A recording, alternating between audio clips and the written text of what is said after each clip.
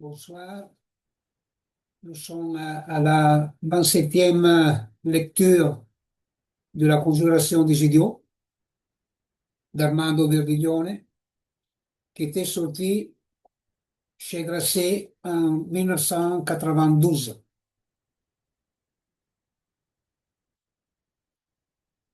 C'était le livre,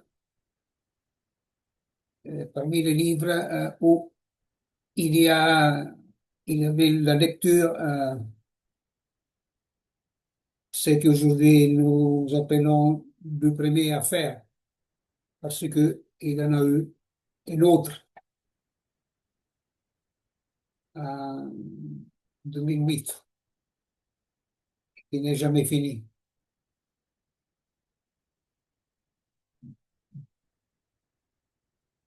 Avertissement.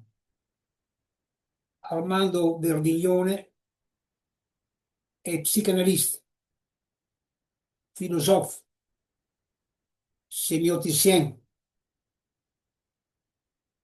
Il est l'auteur de plusieurs livres qui sont, pour la plupart, traduits en français et qui, pour deux d'entre eux, ne furent ici dans figure cette collection que je dirige.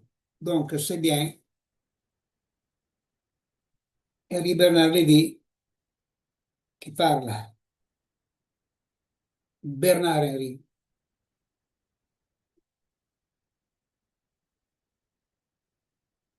En 1985, en vertu d'une loi scélérate héritée des codes mussoliniens, il est accusé de délit d'influence sur la personne de certains de ses patients. Il est condamné à emprisonner. Il est traîné dans l'abus, conspué. Il est traité comme aucun intellectuel dans l'Europe démocratique le fut probablement jamais. Et nous sommes quelques-uns, en Italie et hors d'Italie, à flairer la machination ou au moins l'erreur, je le prononce avec un peu d'horreur dedans, judiciaire. Je me souviens des prises de position en ce sens des Jean Toussaint Santi et des Jean Daniel, de Marek Alter et André Glucksmann. Je me souviens d'Arabal rappelant qu'il fut, et c'est un hasard, l'un des plus acharnés à dénoncer l'hégémonie communiste dans la culture italienne des années 70 et 80. Je revois Moravia lors d'une conférence de presse mémorable, Piazza del Popolo à Rome, souligner cette liberté d'allure et des pensées qui étaient depuis trop longtemps insupportables à trop de gens. Et je me rappelle moi-même m'être rendu à Rome dans l'enceinte d'un tribunal où je les vis de loin, aigri mais fier, répondre aux accusations les plus extravagantes. Nous étions, nous étions brouillés à ce moment-là. Je ne sais plus trop pourquoi. Brouille théorique ou personnel ou lassitude, simplement, éloignement de part et d'autre. Mais nous ne nous étions plus vus, en fait, depuis des mois ou des années. Et c'est l'idée de cet intellectuel emprisonné, l'image de ce fer qu'on lui avait fait, qu'on lui avait mis au poignet. Et c'est le souvenir du tout premier Italien qui, alors, en effet, de de ce que l'on appelait le compromis historique, avait aimé et défendu ma barbarie au visage humain. Toujours est-il que j'ai pris le temps, à partir de là, de regarder le dossier de près, de scruter les preuves qu'on nous brandissait, d'examiner les faisceaux d'indices supposés, disait-on, le confondre et de découvrir, au bout du compte, l'incroyable inconsistance de tout cela. Aujourd'hui, Verdillone est libre, il est vilipendé, je le répète, avili, déshonoré peut-être, mais enfin, il est libre et sort de son silence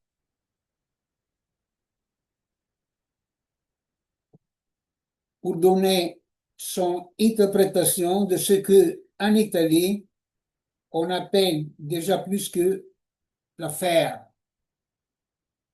On peut penser ce que l'on veut du personnage, apprécier diversement ses thèses ou son style, la gravité de l'outrage, le parfum d'iniquité qui, pour ne pas dire plus, flotte autour de cette histoire, les abus, au-delà de son propre cas, d'une république de juges qui n'en est pas avec lui, ni à sa première, ni qu'on y prenne garde, dernière victime. Tout cela fait, oui, qui mérite au moins que l'on entende et qu'à l'heure où il nous offre sa propre version du drame, je lui donne pour ma part une nouvelle fois la parole. Bernard-Henri Lévy.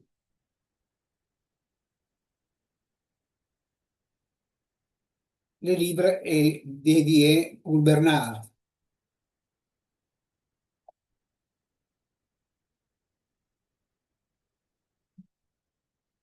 Après le même partie transversale qui a déchaîné la première affaire, à un certain moment, il a réussi à rejouer le jeu, étant donné que, malheureusement pour eux,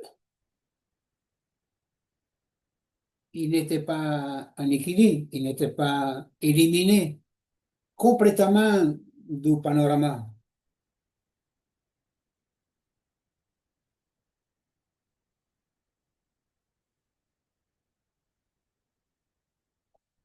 Les autres lectures, parfois en vidéo et parfois en texte écrit, il se trouve sur le site transfini.it.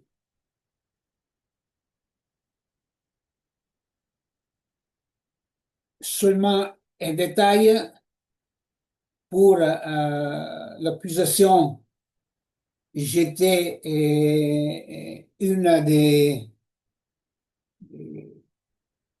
des premières victimes.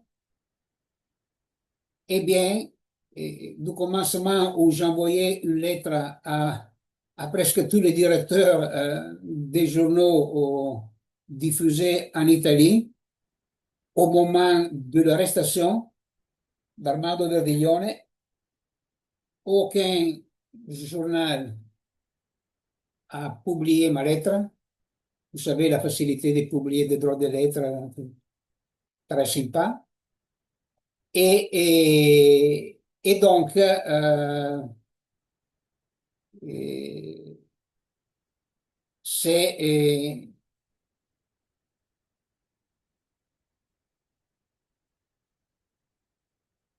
C'est écrit à propos du marteau de sorcière qui était traduit en italien du latin pour la première fois après 500 ans presque par Spirali, dirigé par Armando Verdiglione et à- aux soins de Armando Verdiglione. C'est-à-dire que si l'Inquisition était religieuse il y a 500 ans, aujourd'hui, dans les démocratures, hein, plus que dans les démocraties, et ce sont dedans dictatures. Dans les démocratures, l'Inquisition est laïque, laïciste, laïcisante.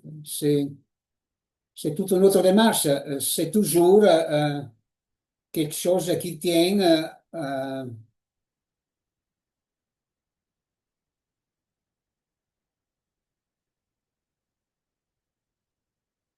au cercle, disons, des scribes du pouvoir.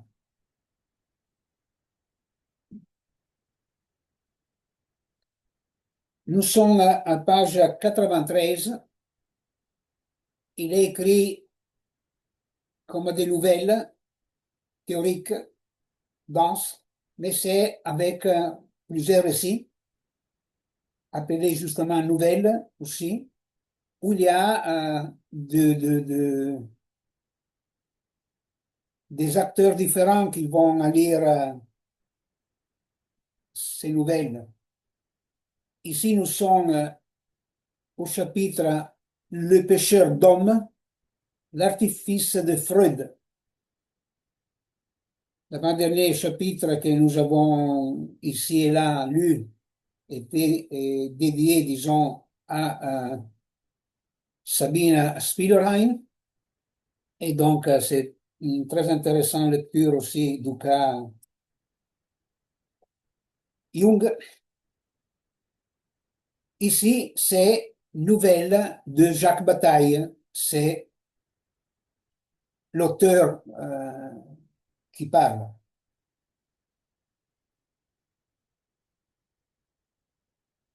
C'est donc un témoignage de, des acquis des lectures, de l'élaboration d'Armando Verdiglione à propos du cas Sigmund Freud. Pourquoi tout ça? Peut-être, c'est mon hypothèse de lecture, parce que dans chaque cas, c'est en question et l'inquisition, la chasse à l'intellectuel, la, euh, les compromis de tout chacun avec la chasse intellectuelle. Et je viens de les citer.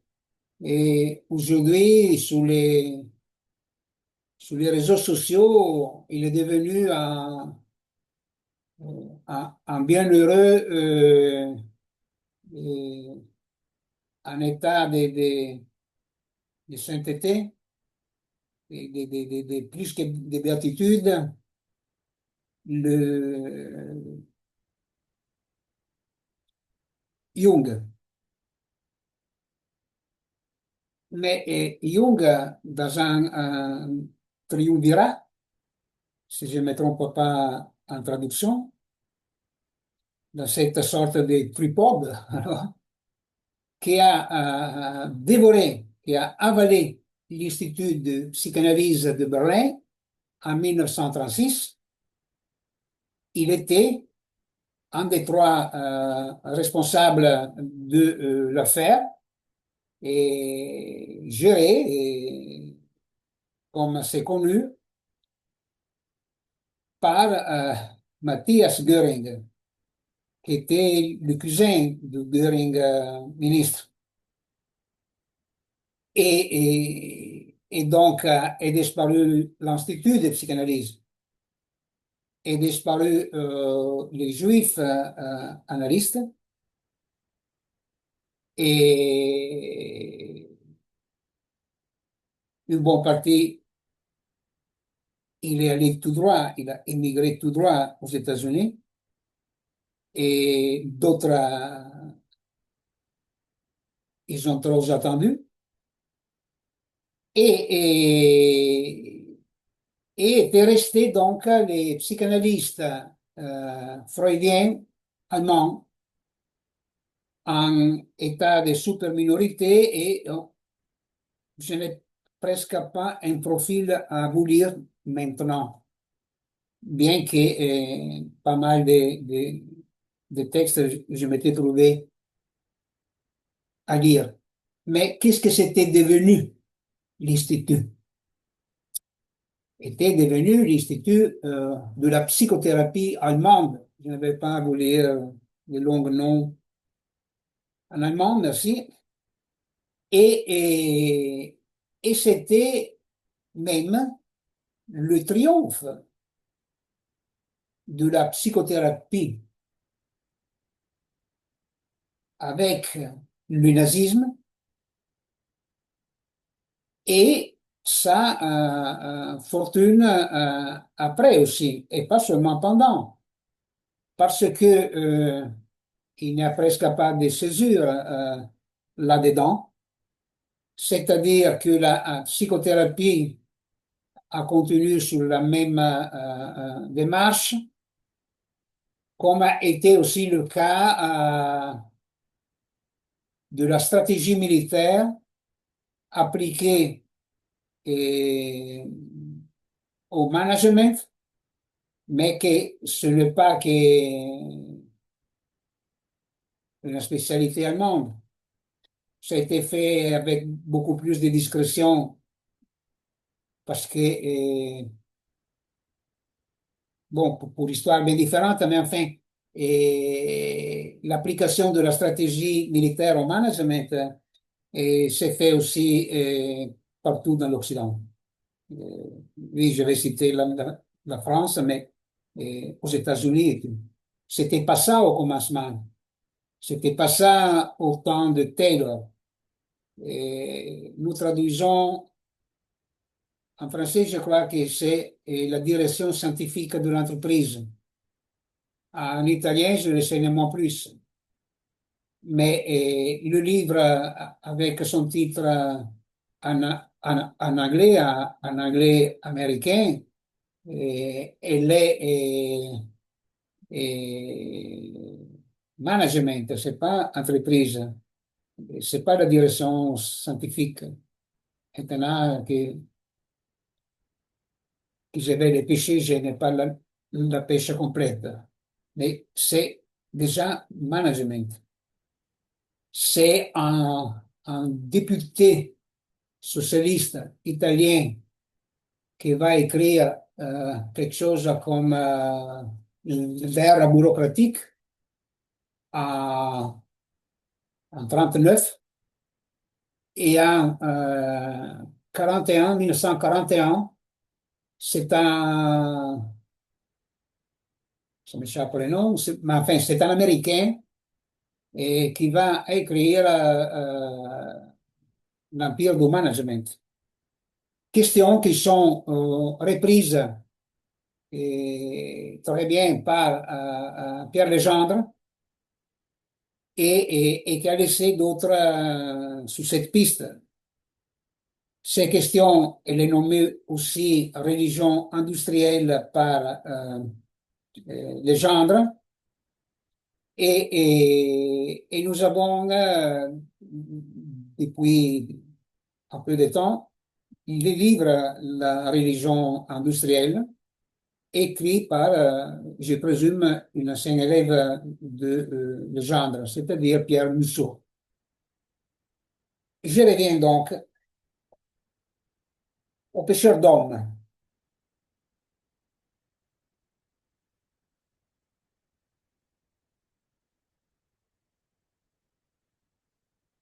La, la façon dans laquelle Verdilione questionne chaque énoncé, chaque question, chaque phrase, je l'ai jamais trouvé. Ayant lu quand même, et lisant toujours Freud et Lacan, surtout Lacan qui avec sa langue dite baroque, ça semble, et même après des néologismes presque émiliers, c'était rubriqué, ça me semble, par Jean Aluche. Et c'est pas ça la question, et pour moi. Et donc, j'ai pas trouvé, ni moi à Lacan, tous ces questionnements. C'est-à-dire, il arrive à nommer le nom,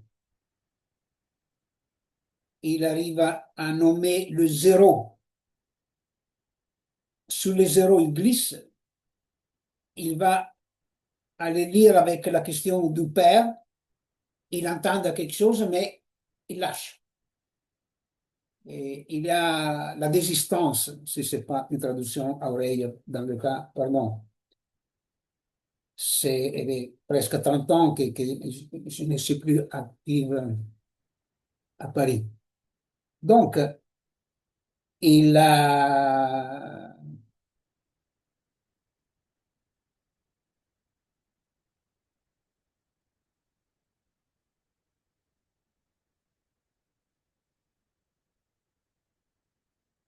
et il ne se questionne pas sur les noms, presque, c'est une énormité, mais il est l'expert du nom. Non, il est l'expert du nom du père. Le nom du père, ce n'est pas le nom. C'est une variable du nom. Parce que il peut intervenir même comme le nom du fils, le nom de l'autre, le nom de la mère, même sans la question de imaginer ou croire dans chaque mot comme s'il avait une existence ontologique. Et donc, ça serait le cas de faire une archéologie du sens pour trouver le véritable sens, blablabla, bla, bla, bla, bla. Vous avez des grands philosophes euh, qui ils ne sont pas réussis, non? On donne l'originaire pour perdu et nous vivons des suppléments. Ce n'est pas que le cas de Jacques Derrida. Et Lacan même joue cette carte. Et les rapports sexuels n'existent pas, virgule, je vous donne les suppléments pour s'en sortir. Non, le cercle demande une autre lecture. Et donc ici, pourquoi? Parce que il y a une citation de Freud, ou peut-être que, en s'interrogeant sur cette phrase, Verdillon s'est aperçu des énormités face, par exemple, à l'objet, justement, en Freud, là, que je vais à dire, à lire cette phrase, et, et en a tiré des conséquences que d'autres, ils ont pas essayé de faire. Freud, das Ich ist das eigentlichste Subjekt. Wie kann es Objekt werden? Le je est le sujet au plus propre. Aussi, au maximum. Comment peut-il devenir objet?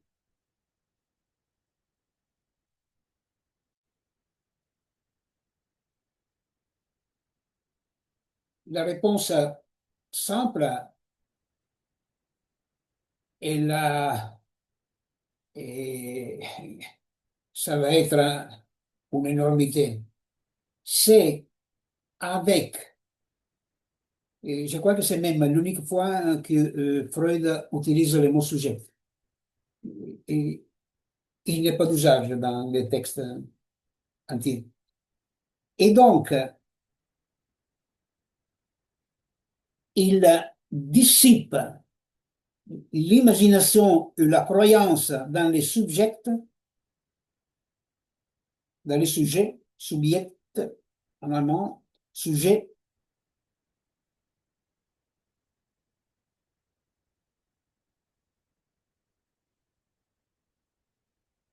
et, et le jeu, ce n'est pas le sujet, il devient l'objet.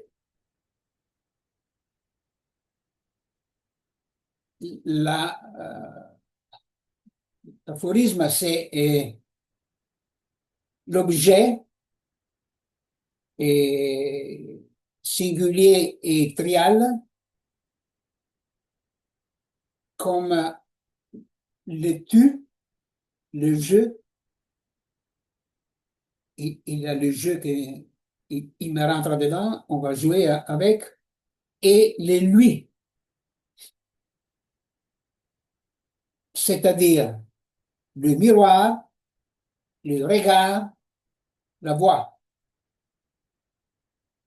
Dans Lacan et dans le lacanisme, nous avons une série de quatre au moins, et, et ce n'est pas les mêmes. Il n'y a aucun isomorphisme, aucun homéomorphisme entre, non seulement aujourd'hui, entre l'élaboration d'Armando Verdiglione et de Lacan et de Freud, mais elle était là, qui pointait dans les textes du commencement, c'est-à-dire à partir de 1973.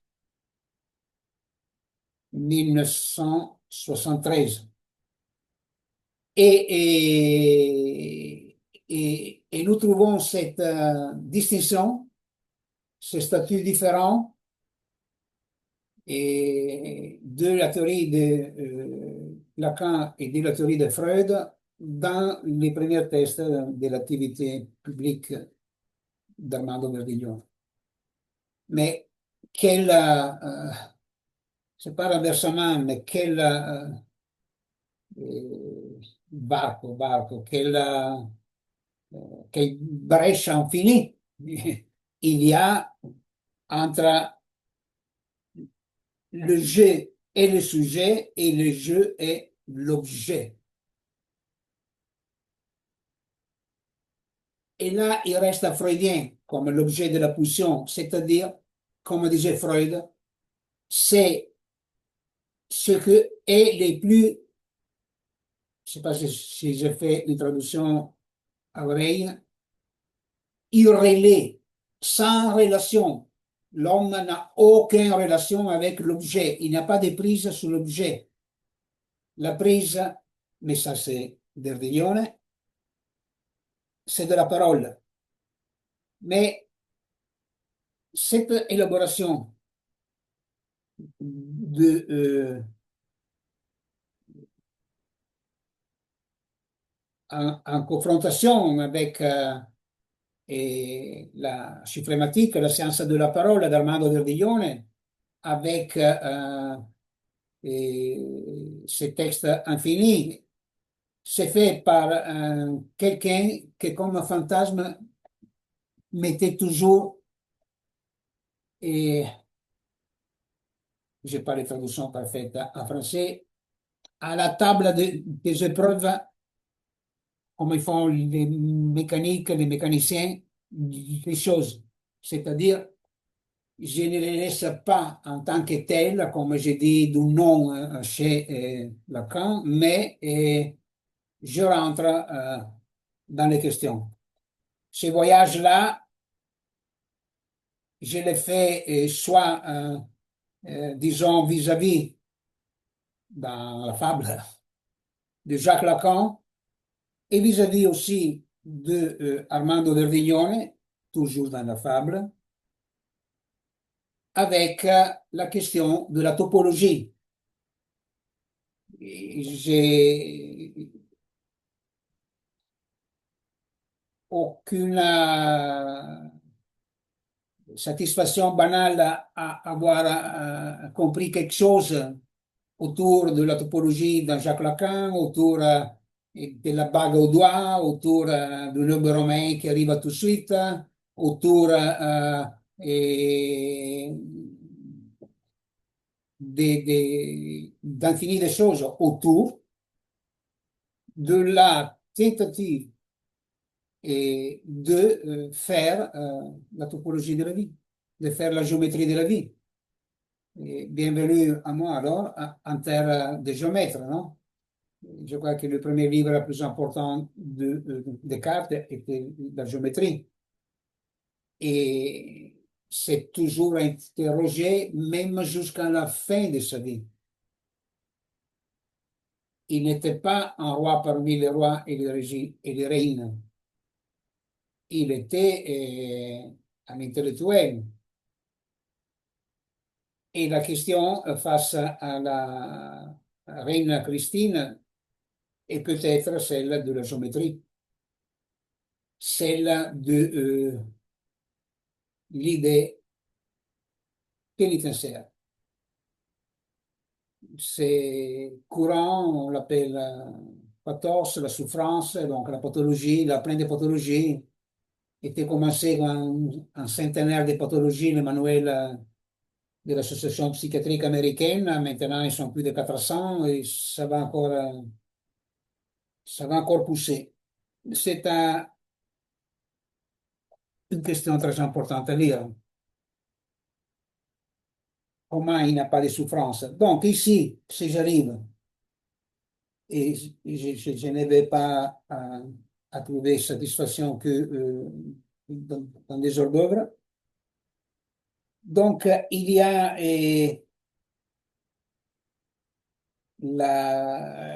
Freud écrit par comparaison dissymétrique, par confrontation disproportionnée, par image hors de propos. L'érudition cogne contre ce qu'est système, ce qu'est les discours, étant donné les discours de la méthode, les discours, c'est-à-dire non pas la science de la parole, non pas la parole, mais les discours sur la parole, l'idée sur la parole. Qu'est-ce que c'est la parole? On se fait une idée. L'idée qu'on se fait, c'est la façon d'escamoter la parole, de n'admettre pas la nomination, pas la signification en Armando Verdiglione, mais la question du nom, la question de la nomination et la fonction du refoulement, elles deviennent la fonction du nom, pas du nom du père, pas de la métaphore paternelle, pas des pères de la métaphore, pas métaphore du père. Le père, dans l'élaboration de Verdiglione, est un indice, surtout est un indice de l'innommable du nom. Et c'est Nietzsche indice de l'innommable.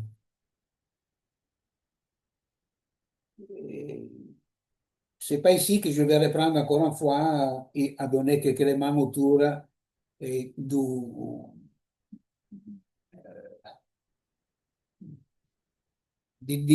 dissiper la croyance dans les noms du Père. Ça semble l'or de Lacan, c'est le plomb.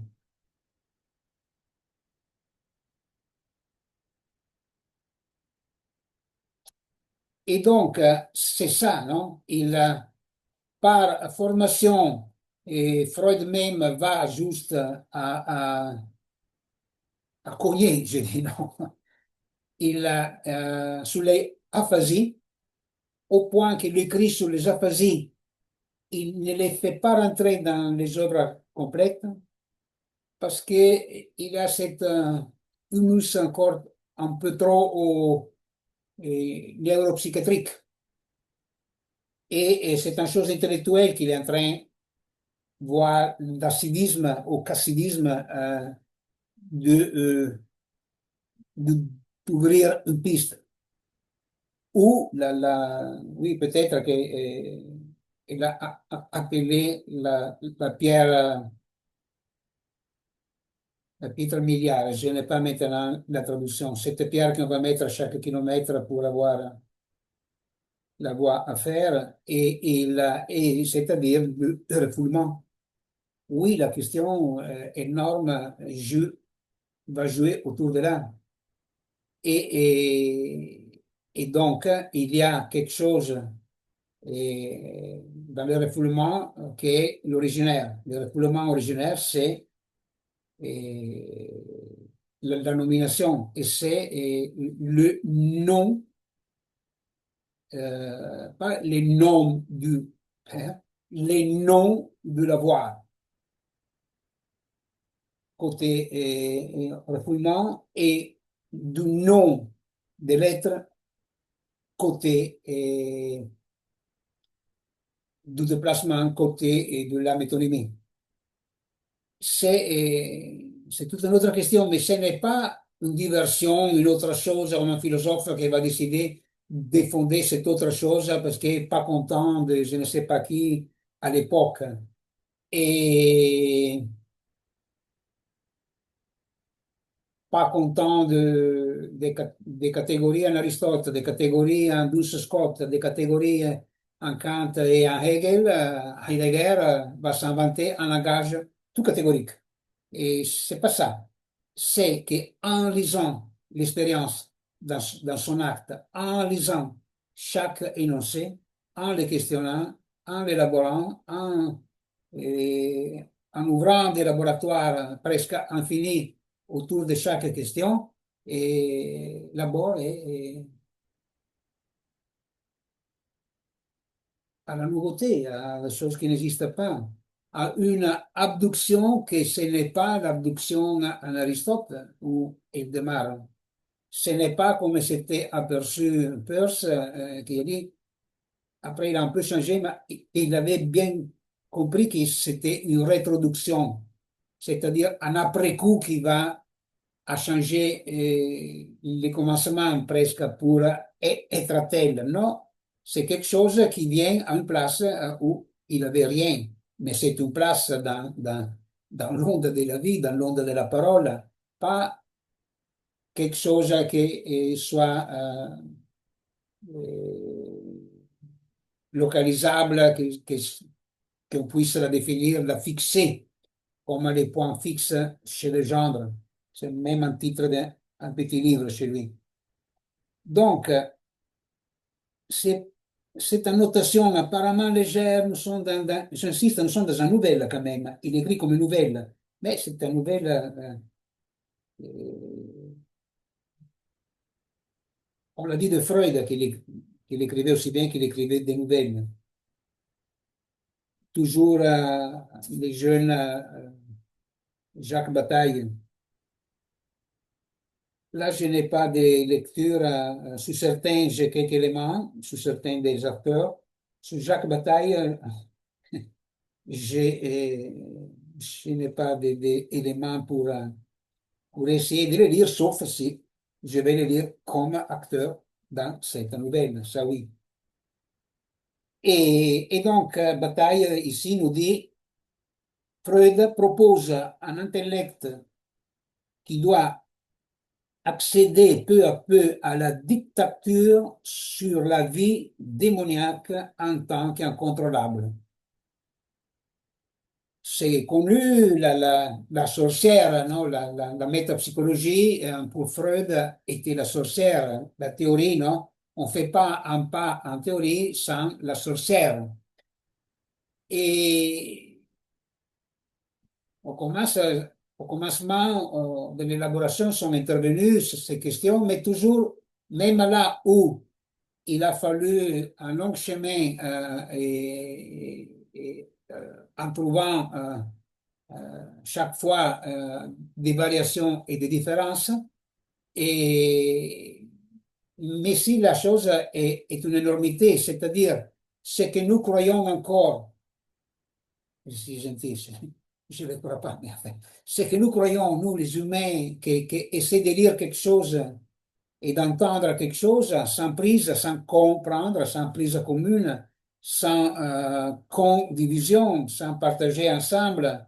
C'est avant de partager, il faut lire, il faut lire, il faut lire, et les partages, peut-être qu'on va les trouver beaucoup plus loin du paradis. Donc, il y a beaucoup de routes à faire dans les labyrinthes avant. Et c'est que euh, il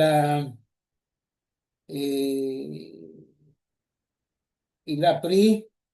On dit chez Virgile, oui, mais Virgile, il est mis dans une bouche particulière, que c'est celle de Era, en latin était Giunone, non? C'est Giunone qui dit flectere sine superos acheronta movebo, on cite que la dernière partie désormais.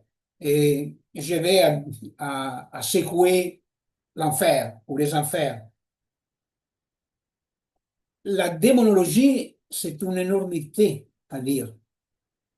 Disons, alors, pour un virtuel public, j'ai fait cet effort de la langue française avec cet merveilleux accent à la Mastroianni, comme on m'a dit, une grande dame à Paris. J'ai fait cet effort, on ne sait jamais qu'il y a quelqu'un écoute qui doit passer par là, qui doit passer par le français. Et donc, il a euh,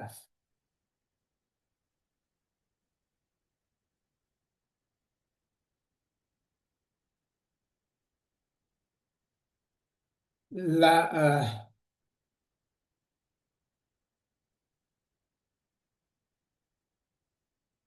on passe carrément dans la mythologie, mais en analysant, c'est-à-dire que eh, l'arbre de la vie, il n'est pas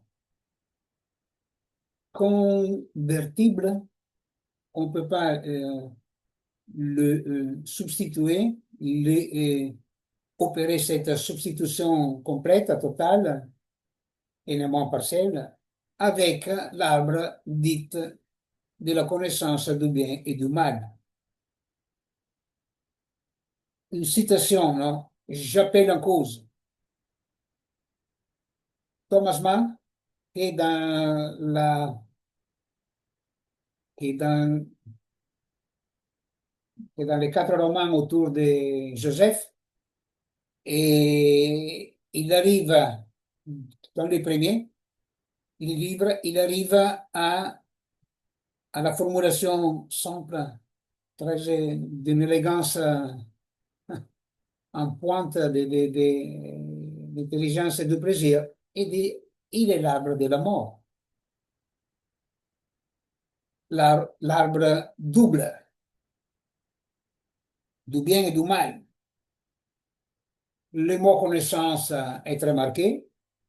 J'ai questionné mes amis experts en hébreu, et encore je ne suis pas content de la traduction. C'est un intraduisible comme on dit de chaque langue. On fait des bondes, des sauts dans l'air, on ne sait pas où on arrive. Mais date, pour certains, ce serait plutôt le savoir.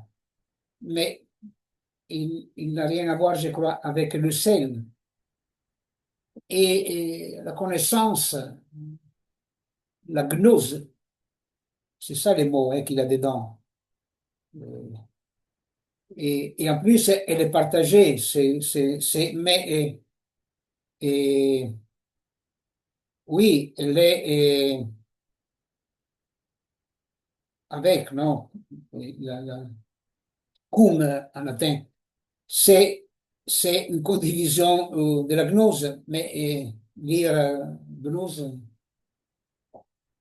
oui, c'est un joli affaire. Moi, j'ai la question aussi de qu'est-ce que ça fait la G devant ces choses que ça pourrait encore être en grec, mais je n'ai pas de grec à suffisance, et avec la question de nos. Moi, hein, dans cette N, j'entends, mais à oreille, on invente des choses superbes. Ça semble qu'il faisait des étymologies comme ça aussi le grand Giambattista Vico, dans sa science nouvelle, la scienza nuova. Et donc, ici, façon nouvelle, n'est pas accepter la démonologie. Et qu'est-ce que c'est la chasse aux sorcières, sinon la démonologie appliquée? Une idée de l'avenir démonologique et la reproduction économique de la chasse aux sorcières et aux sorciers.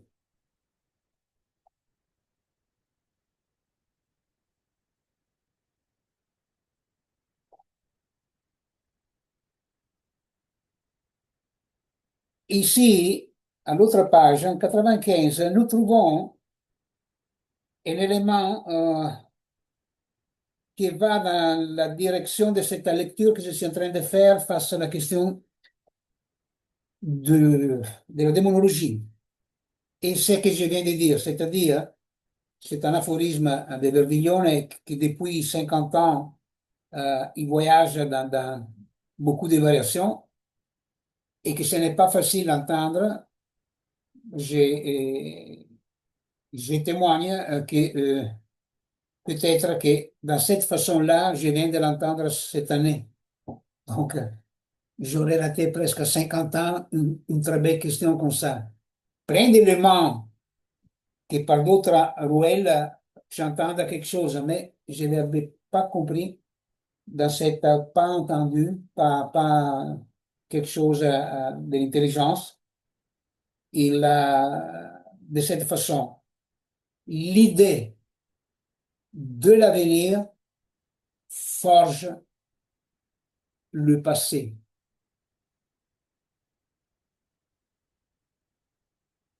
Tous les psys, mais même tous les historiens, toutes les histoires, toutes les doctrines, non?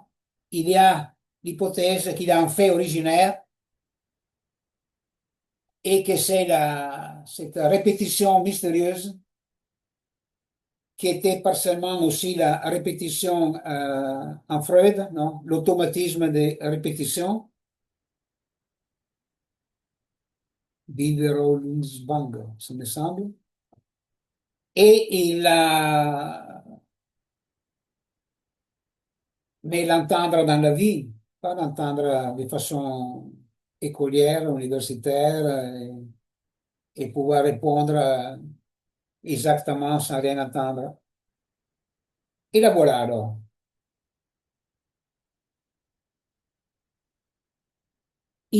C'est toujours Freud qui est en question, Freud s'avère indisposé à accepter l'idée de traces mnésiques héréditaires des expériences des ancêtres. Mais il a d'autres essais de se tenir.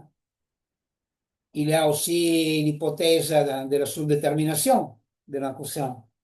Il y a aussi l'hypothèse de pas les traumas de la naissance à la façon de Otto Rank, mais de traumatisme. Et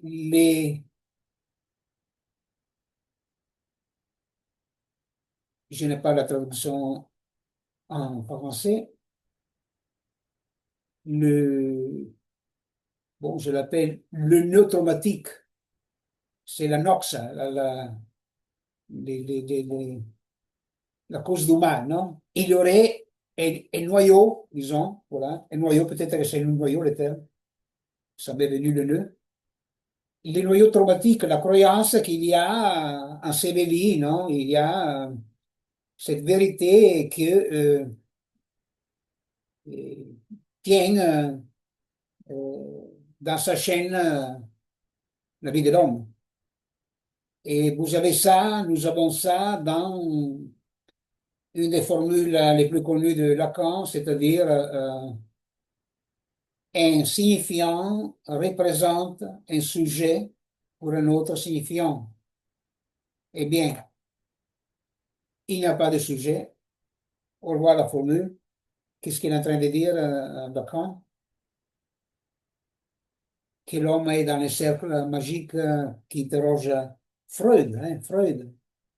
Dans un test dite mineur où il est question des conduites de substitution et la fumée, l'alcool, la masturbation et d'autres conduites comme ça, où ça semble qu'il y ait en marche cet automatisme de répétition, hein, et comme si tout le monde avait choisi quelque chose de la fantasmagorie obsessionnelle. Et, et donc, l'idée que nous avons du passé, nous venons de la forger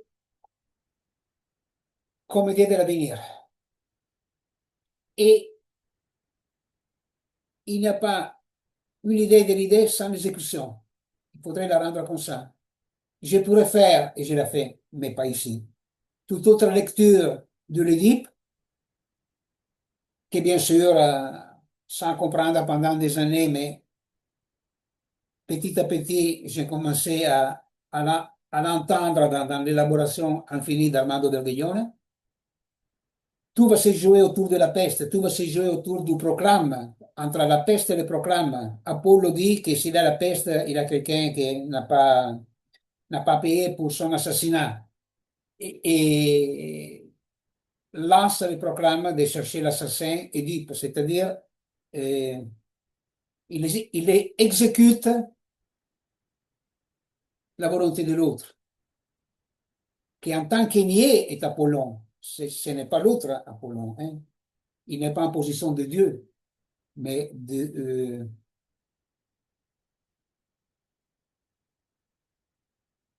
appelons comme ça, bien qu'avec la majuscule, mais ce n'est pas l'autre de Lacan. Autre, ici, ça pourrait être un peu autre père, en tant qu'autre père. Il n'est pas autre frère, il n'est pas autre fils, il est autre père. Et c'est-à-dire un spectre. Et le spectre, il fait peur. Donc, on va lancer les proclames qui va,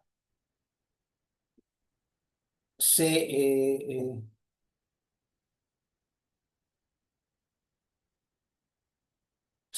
lancer la peine et l'assumer en pénitence. Donc, il s'avère indisposé à accepter l'idée des traces amnésiques héréditaires des expériences des ancêtres. Je rends quand même cette énormité et c'est en, euh, en procédant de l'ouverture que se sont écrites ces choses. Et c'est déjà, il, d'écrire de façon de donner la chance à quelqu'un de commencer à entendre quelque chose. Ça pourrait être formulé de façon, il le pouvait déjà, beaucoup plus difficile là où ça semble que ça c'est difficile. Mais ça, c'est la même question qu'il y a avec Lacan. Disons que la plupart des Lacaniens pensent encore que c'est très difficile, Lacan.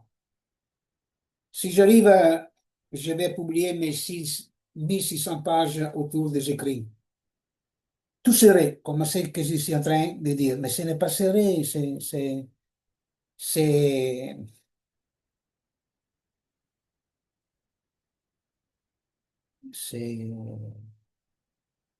la parodie,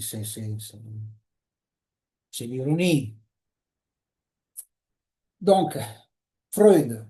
Et Freud, non seulement avec une interprétation des aphasies, qui ce n'est pas carrément Traumdeutung, alors, Auflassung, ça me semble, comment la traduire d'autres, nous l'avons toujours traduit comme l'interprétation des aphasies. Mais j'irai lire encore une fois qu'est-ce que ça donne dans l'étymologie allemande.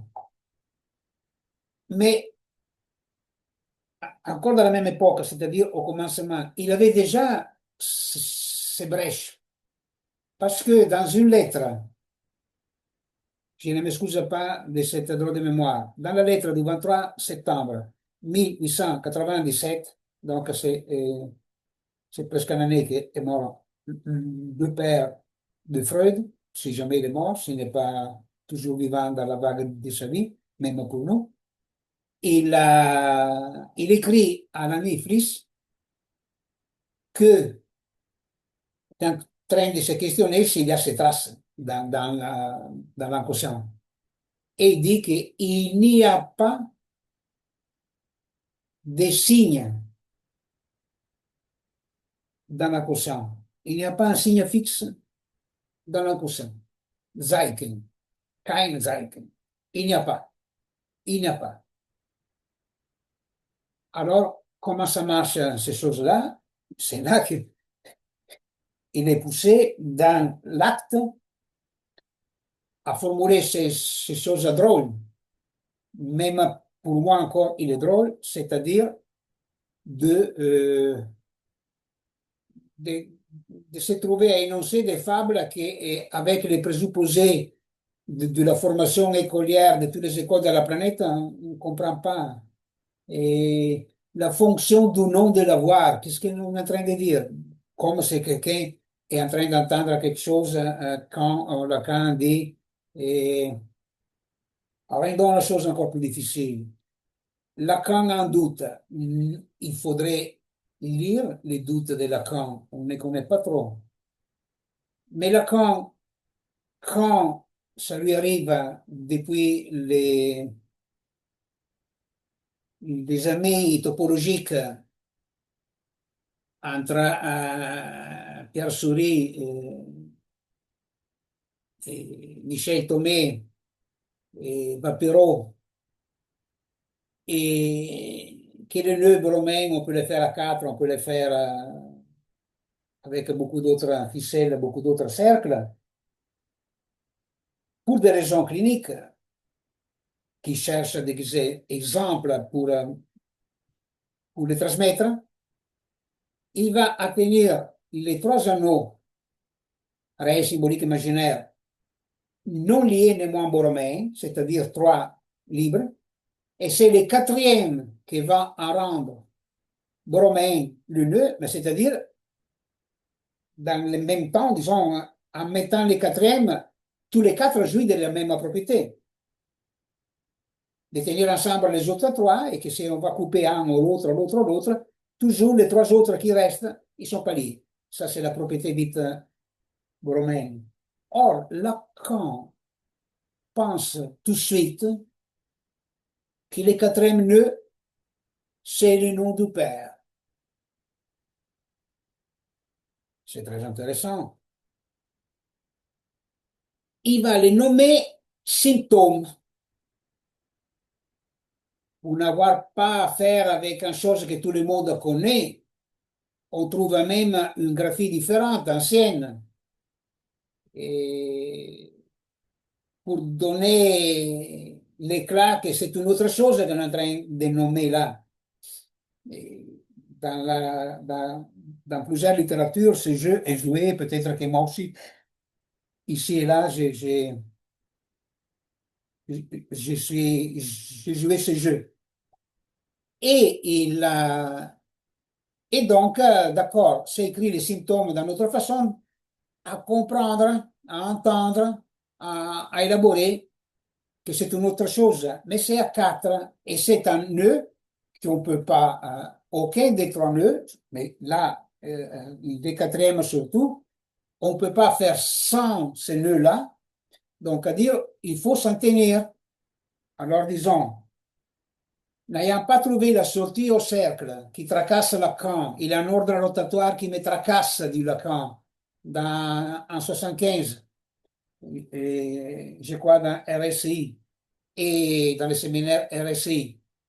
Et je veux m'en sortir topologiquement, ça ne sortira pas. Donc, il va atteindre avec le quatrième nœud, mais qu'est-ce que ça donne? Donne qu'il faut faire avec les symptômes. Et donc, l'autre visage de ces questions, c'est que tout le monde fait un compromis avec ce fantasme. Et il ne va pas à dissiper le fantasme. C'est trop important. Eh bien, il est là. Il est le nom du Père. Le nom du Père est le nom d'un fantasme. Parce que le Père n'est pas mort. Dans la parole, il ne meurt pas. C'est ça la question. La nomination, c'est que le nom ne meurt pas. Ne meurt pas. Il intervient et il intervient comme nom de la voix. C'est parce qu'il y a un nom que les langages ordinaires et extraordinaires, ça ne marche pas. Et chacun doit faire sa vie avec sa linguistique. Il n'y a pas d'autre. Il n'y a pas de changement de linguistique. Si on élabore quelque chose, on a des chances. Donc, Freud n'était pas colique carrément à ça. Hein.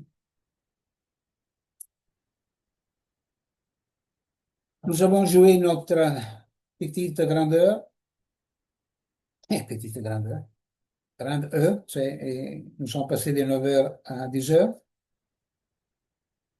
Même cette formule, elle est énorme et demanderait une lecture tout seul. C'est-à-dire, je n'arriverai pas à la fin de ma vie d'avoir lu, ça devient à la façon de certaines formulations dans la philosophie grecque. L'œuvre de Freud tout entière, deux points, il n'a pas de verbe être là, une écriture parodique de la Bible. Et c'est que c'est drôle parce que c'est tout un autre registre. Et le traité impossible de l'économie politique. Bien arrivé, madame et messieurs les économistes et les essayistes de politique, ou du politique aussi. Et la question est énorme. Dans ces mots, il y a, je ne le sais plus s'il y a même un chapitre, s'il y a un chapitre, voilà, j'ouvre, je vais vers la fin. Enfin, il y a un chapitre, la mentes, virgule, Marx, virgule, Kojève. Donc, il y a une lecture de Marx, mais elle est là, déjà. Le traité impossible de l'économie politique. Et ça, c'est Freud. Berdiglione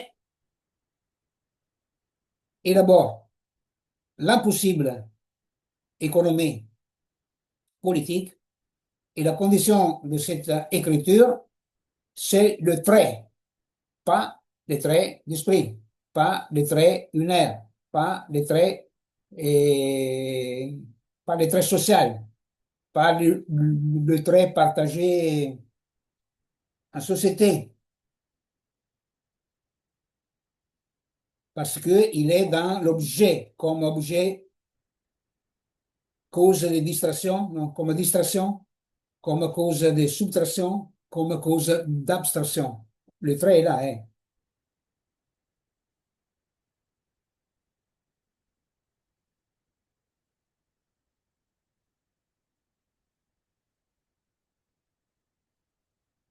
Encore des notations autour de la démonologie, non? Et à propos de Freud, pas à propos de Adler et de Jung.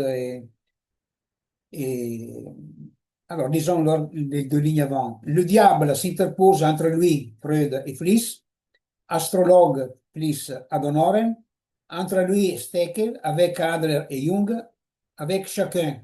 Avec Jung, je vous laisse avec la démonologie complète, c'est un démonologue du commencement à la fin.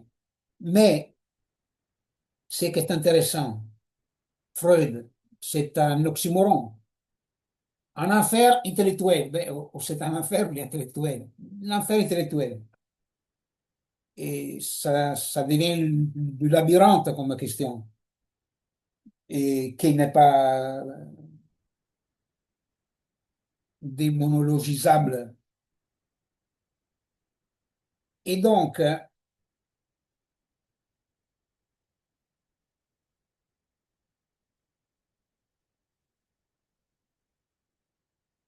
j'ai perdu le fil, hein.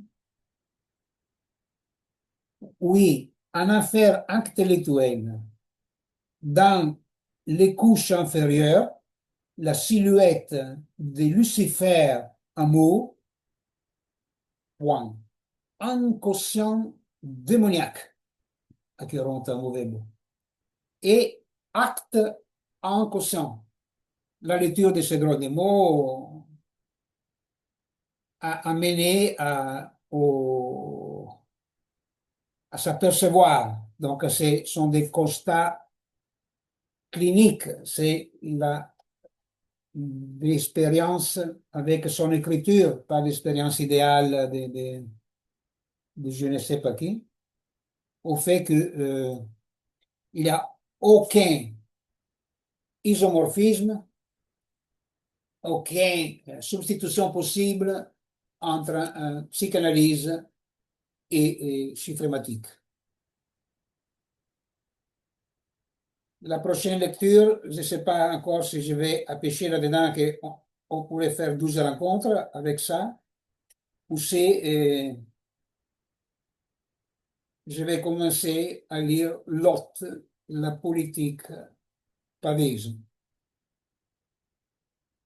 Il n'y a pas les nouvellistes, il n'y a pas l'auteur, donc c'est, disons, c'est Verdillon comme auteur.